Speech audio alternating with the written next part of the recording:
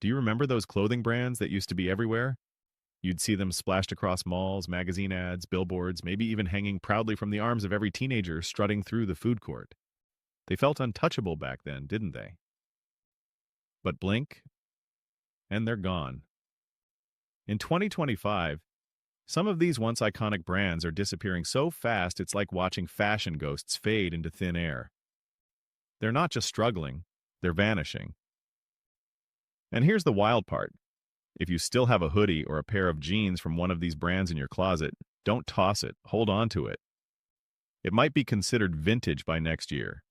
So buckle up, bargain hunters and nostalgia lovers, because we're about to take a deep dive into 10 clothing brands that are quietly slipping out of existence.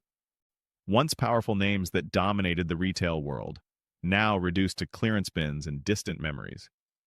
Let's begin with a giant that didn't just stumble, it collapsed. Number 1. Sears. From retail royalty to a fading relic. If you grew up in America, you probably remember Sears being more than just a store. It was the place, a spot where you could buy clothes, appliances, toys, and even, believe it or not, an entire house from a catalog. Need a prom suit, a washing machine, a car battery? Sears had it all. But today, Sears feels like a haunted echo of capitalism's past. From a peak of over 3,500 stores, they're now down to just a scattered few. Walking into one now is like stepping into a forgotten museum exhibit. Dusty shelves, flickering lights, and the eerie silence of lost customers. So what happened? In short, everything. While the world embraced digital shopping, Sears clung to a dying model. As Amazon revolutionized how we buy, Sears was still pushing vacuum cleaners like it was 1997. Their website felt like a time capsule. Their stores were stuck in the past, and their prices? Let's just say they weren't charging for value. They were charging for memories. After a string of bankruptcies, sell-offs, and last-ditch efforts, Sears is now hanging by a thread. Unless you're into shopping under leaking ceilings and fluorescent lights from the Reagan era, you probably haven't walked into one in years. Number 2. Penney. The fall nobody could stop. There was a time when Penney was the heart of every mall. It was dependable, affordable. It was where families shopped for school clothes, where professionals grabbed business wear, and where holiday shopping just felt easy. But now? Penney has become a tragic tale of self-destruction. It all began with a decision that still leaves people scratching their heads. In 2012, they tried to get clever. They eliminated sales and coupons. You heard that right. They took away the two things their loyal shoppers loved most. Instead, they rolled out everyday low prices, something no one asked for. Confused customers left. Angry ones never came back. And by the time Penney admitted their mistake, it was too late. The brand spiraled into irrelevance. Bankruptcy hit by 2020, and its value sank to less than $100 million. A shocking number for such a once mighty name. Sure, some stores are still open today, but walk inside and it feels like time has frozen. The lighting is dim, the clothes are outdated, and the clearance signs look like they've been hanging there since your middle school days. Even with new owners trying to modernize it, Penney still feels lost, struggling to connect in a world ruled by TikTok trends and fast fashion giants. Number 3. Reebok. From gym legend to clearance rack casualty. Hard to believe, but once upon a time, Reebok wasn't just competing with Nike, they were winning. In the 1980s, Reebok was the king of the sneaker world. Their white leather aerobic shoes were the fashion statement of every fitness craze. By the mid-80s, Reebok wasn't just popular. They owned more than a third of the entire U.S. athletic shoe market. They were unstoppable. But that was then. Fast forward to 2025, and Reebok feels like a fading memory, barely hanging on in a market that's changed faster than they could blink. So what happened? It wasn't just one thing. It was a perfect storm of corporate laziness and missed opportunities. While Nike was signing top athletes, innovating with every new release, and building a global empire of hype, Reebok seemed content to coast. Then came the big shakeup.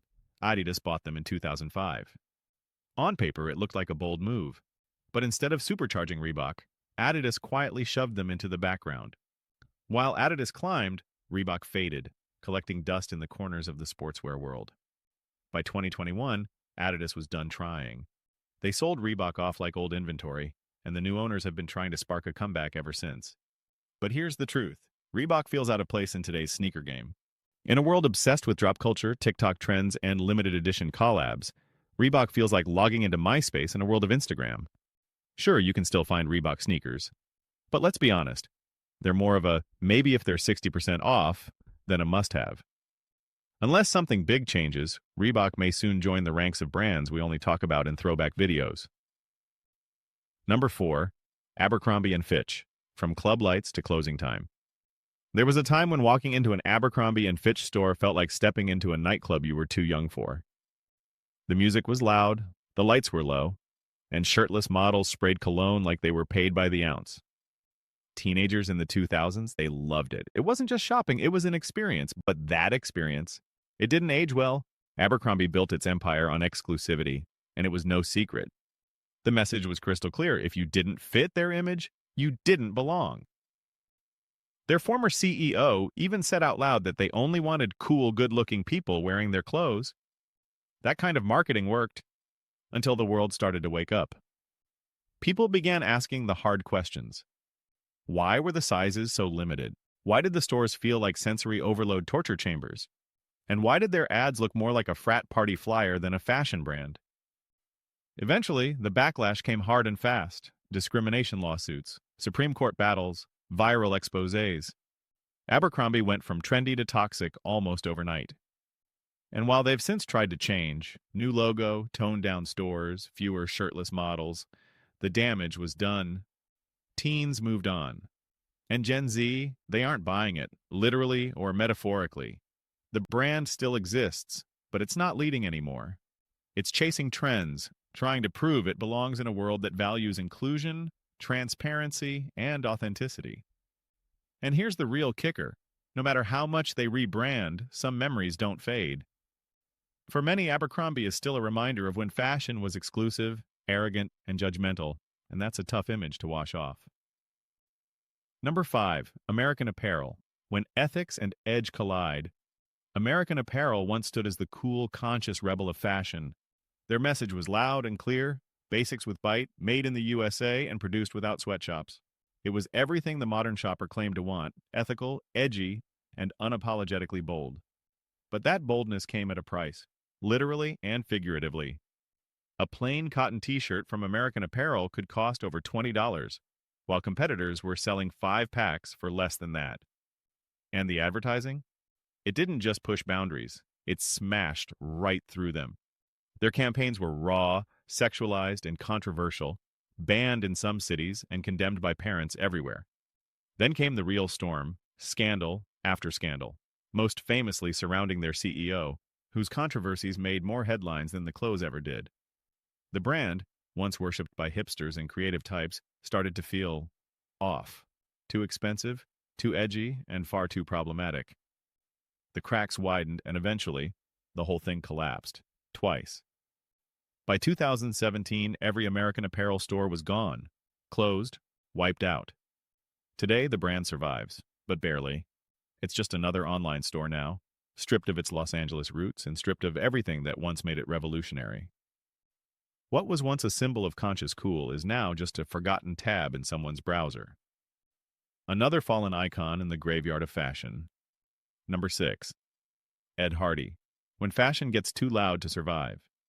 If you remember the early 2000s, you remember Ed Hardy. It wasn't just clothing. It was a walking explosion of rhinestones, tattoo prints, neon skulls, and bedazzled chaos. You couldn't walk through a mall without spotting someone rocking a roaring tiger hoodie or a limited edition Ed Hardy trucker hat. Celebrities flaunted it. Influencers wore it like armor. The brand was printing money, over $700 million at its peak.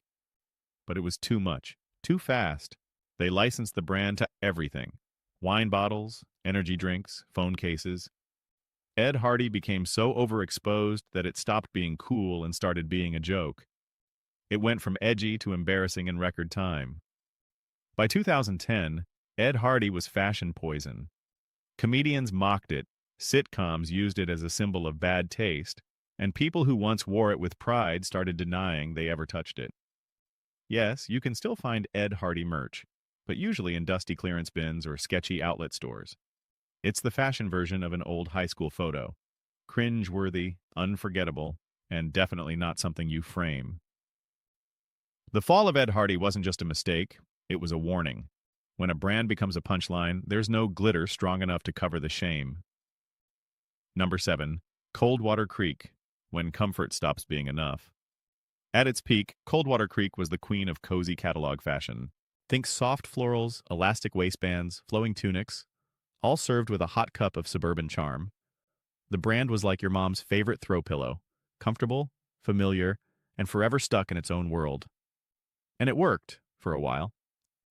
Coldwater Creek once raked in over $1 billion in sales and had nearly 400 stores across the country. Their loyal customer base? Mostly women over 50 who cared more about comfort than catwalk trends. But here's where it all started to unravel. The fashion world kept moving, and Coldwater Creek didn't. While other brands evolved with the times, jumped on social media, and updated their looks, Coldwater Creek stayed frozen in its pastel bubble.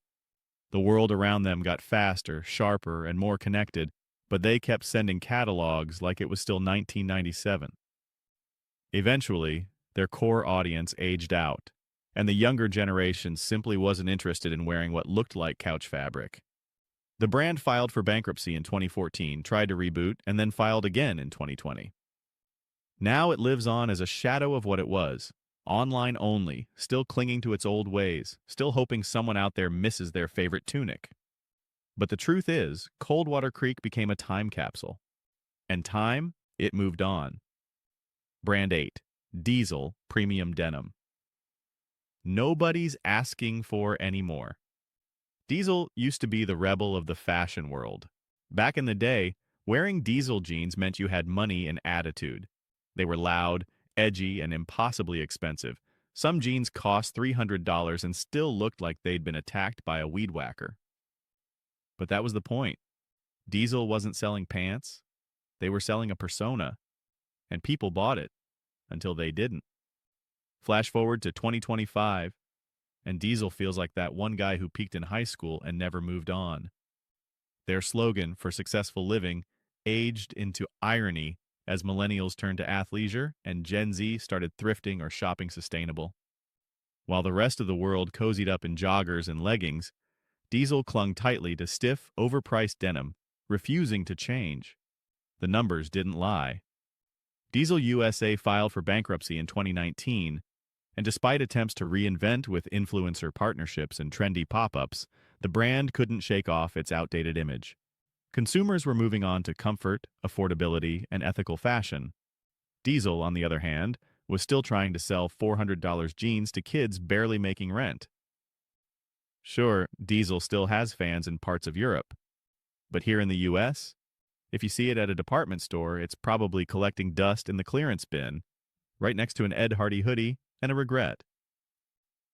Brand 9, Aeropostale, when teen cool turns mall ghost. Once upon a time, Aeropostale was the heartbeat of the teenage mall scene. Big logo hoodies, graphic tees, and cologne-scented stores that blasted top 40 hits louder than a school bus.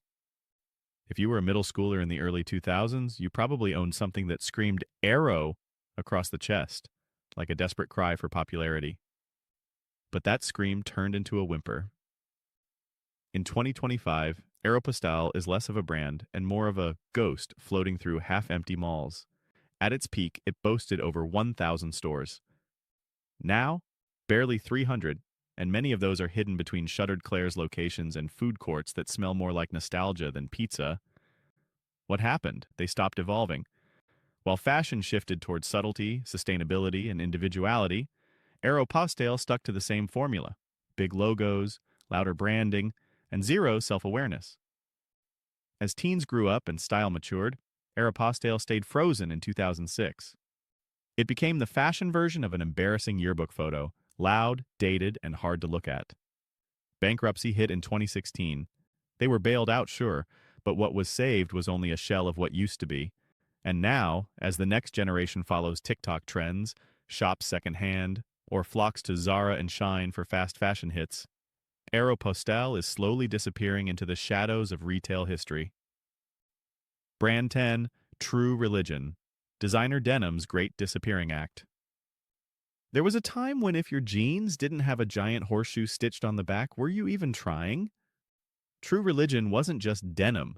It was a $250 flex, a VIP pass to the Look at Me club. From celebrities to reality stars to clout-chasing partygoers, everyone rocked them like they were wearing diamonds on their backside. Launched in 2002, True Religion exploded with bold stitching, loud designs, and that undeniable early 2000 SS swagger. Sales skyrocketed, from $9 million dollars to nearly $400 million dollars in just a few years. By the time the brand hit its peak, it boasted over 140 stores worldwide. True Religion was premium, American, and proud of it. But trends change fast, and denim built on flash doesn't age gracefully. As fashion moved toward minimalism and comfort, people swapped out bedazzled bootcuts for sleek joggers and subtle streetwear. But True Religion